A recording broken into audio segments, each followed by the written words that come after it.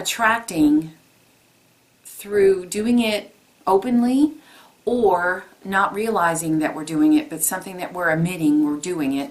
We draw difficult situations to ourselves because there's something we need to learn from it, or there's something that we desire to see, but not being afraid of it because it may come on your doorstep.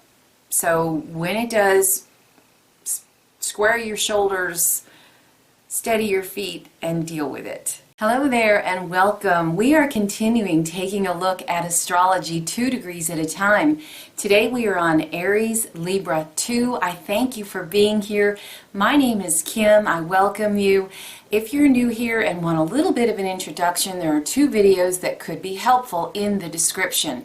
One is on crystal wisdom. The other is on the entire Sabian symbol playlist. That very first video gives an introduction to what this is all about. Without further ado, let's get into Aries. A comedian reveals human nature. Falling to the earth, a shadow opens a dark passageway. A man shown a hidden portal to the underworld. Old stone steps descending into darkness. A storyteller senses exactly which stories his listeners need to hear. The stone here is orange aventurine, a stone of good luck and fortune, also called a whisper stone, because it helps quiet a judgmental, critical inner voice. Manifests exciting new possibilities, inspires creativity and imagination by dissolving blockages and allowing energy to flow. It raises confidence. It's wonderful in the workplace. It boosts vitality and determination. There's a need here to look at the darkness, to get to the bottom of something. And in order to do that, we have to go deep within to places that could be scary, that are scary, in ourselves and in others.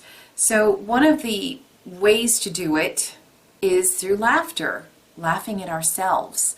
A comedian entertaining friends. A comedian revealing human nature. So you could be a comedian here.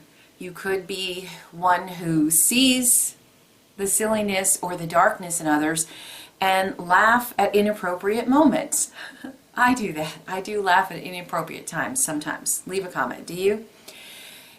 It's a release valve. So there could be that going on, but definitely a need to be able to look in the mirror at ourselves, because we want to take our impulse to become whatever it is we want to do or be.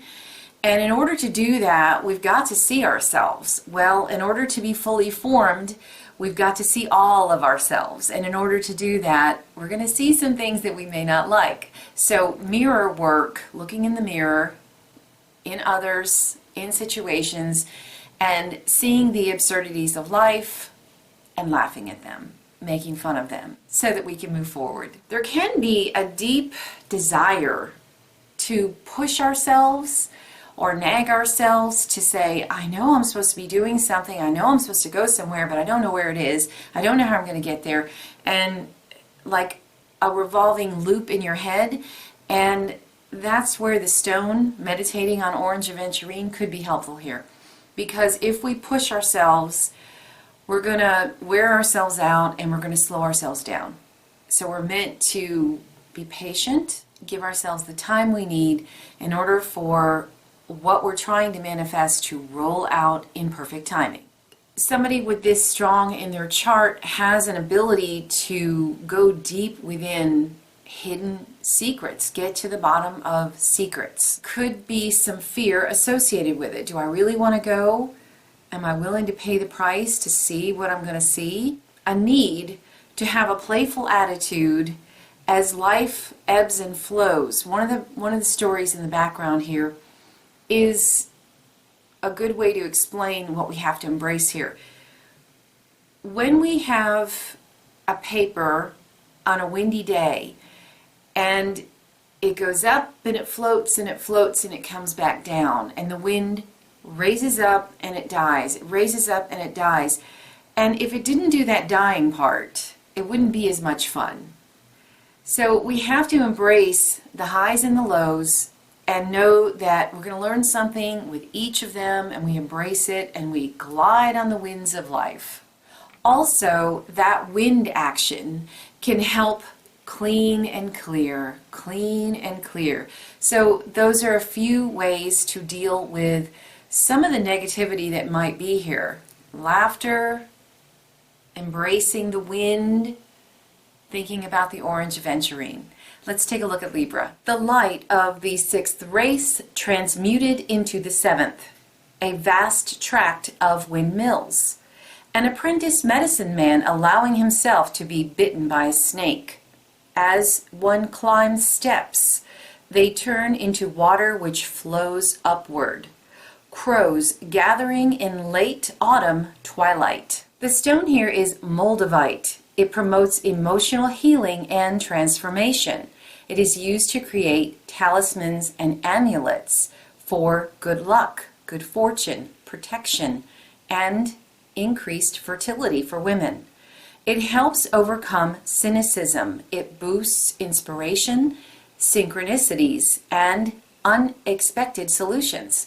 It strongly removes obstacles from our higher path, sometimes forcefully, so it is best when paired with grounding stones and activities such as meditation.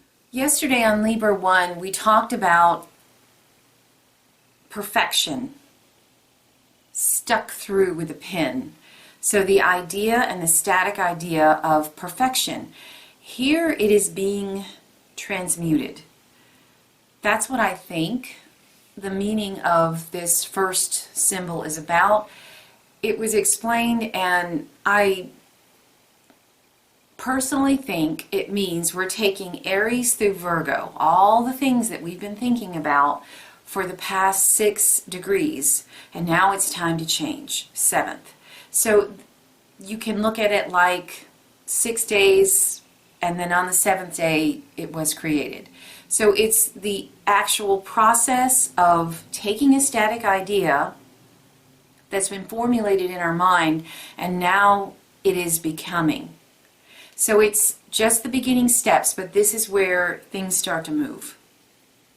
Taking a subjective idea and making it an object. Again, we're playing with wind, the windmills. So wind and laughter and poking fun, possibly, hopefully not in a mean way, but it could be. That would be the negative aspect of this.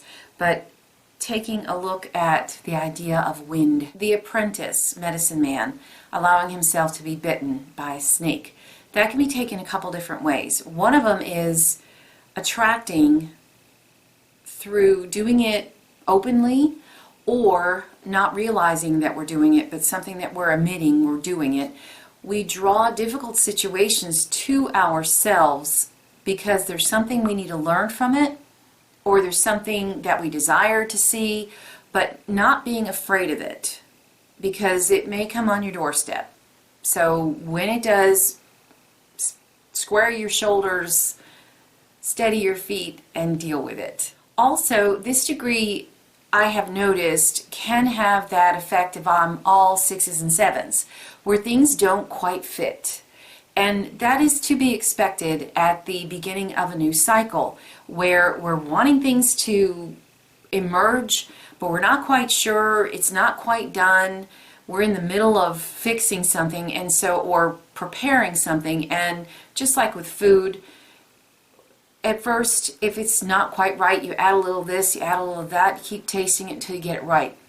We're at that very beginning stage here. So there's 6s and 7s going on here as well, with situations with other people. And one of the keys to getting through this is laughter. So even when we're trying to avoid it, it may come right to us. And when it does, just know that there's something to be learned from it. Laughter is possibly the right medicine, and this too shall pass. A real need to be fearless on this degree. Don't be afraid today. Don't be afraid ever, because if we are fearful, we're suffering something. You know, if it's coming, you suffer it twice. If it's not, then you wasted your energy. So either way, let it go. if at all possible. I think there can also be the feeling that nothing I ever do works. Everyone I meet is a bleep. I'm not going to say a word. You can insert it yourself. But the Moldavite is a stone that could possibly help here because it breaks the cycle of being cynical. There's some warnings with it. It's very strong. So when something needs to be broken through, one of the ways that's done is that we draw something to us so that we can clear it. So be prepared that that can happen. There's a strong ability to read the stream of consciousness, like look at social media and see the patterns. Be in a room full of people and know what people are thinking. If we're not careful on this degree, we're going to focus on the negativity. See the negative in everything. But the higher aspect of this is to take what seems to be completely bleak and find the positive nugget in it. If you had a day that was not that great, yet at the end of it, you do the practice, and I do this, it is very helpful, of what are you thankful for? What happened that was wonderful? The sun rose, the birds were chirping. Any little kindness, focus on that, and it brings more of that to us. So it is a need to train ourselves to understand that there are ebbs and flows, and that some people are just miserable, and that some people just feed on negativity. But in order to rise above it, we have to train ourselves. So this is a training degree to a large extent. Repolarizing our thoughts and our energies and our focus so that we can ride the wave as positively as possible. So that's what I have for you today. Thanks so much for being here. I really appreciate each and every one of you. Thanks for giving me a like if you're enjoying these. Subscribe for more and leave a comment. Let me know what you think about these symbols. Are they saying something different to you? Are these symbols strong in your chart? Could you give us some insight? And until next time, take care.